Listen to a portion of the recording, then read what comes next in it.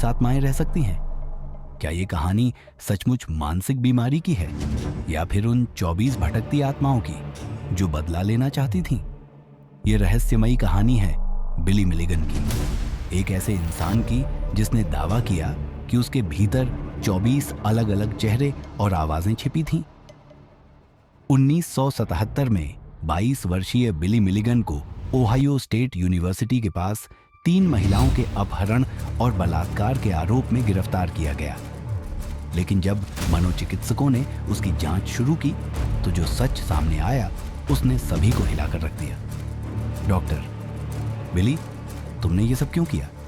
बिली, मैंने नहीं, ये रेजन था। रेजन, अदलाना, टॉमी और बिली के अंदर छिपी 24 आत्माओं की कहानी ने इस मामले को डरावनी सच्चाई में बदल दिया। बिली का दावा था कि उसके भीतर की ये 24 आत्माएं थीं। आत्माएं उसके सौतेले पिता चाल्मर मिलिगन द्वारा किए गए शोषण और क्रूरता का परिणाम थीं। लेकिन क्या ये आत्माएं वास्तव में उसके भीतर रहती थीं या ये उसका दिमागी भ्रम था? बिली का दावा था कि वह अपने किए गए अपराधों के लिए जिम्मेदार नहीं था।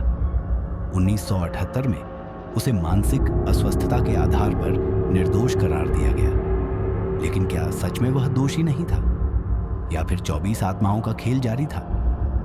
1986 में बिली ने अस्पताल से भागने के बाद एक नई पहचान बनाई। लेकिन क्या वह अकेला भागा था या उसके साथ उसकी 24 आत्माएं भी थीं? 2014 में कैंसर ने बिली की कहानी को खत्म कर दिया। लेकिन सवाल यह है, क्या उसकी आत्माएं भी उसके साथ चली गईं या अब भी किसी नए शरीर में जगह तलाश रही हैं? क्या यह सिर्फ एक मानसिक विकार था या फिर 24 आत्माओं का खतरनाक खेल? 24 आत्माएं, एक इंसान और अंतहीन रहस्य। क्या आप इस सच को जानने के लिए तैयार हैं?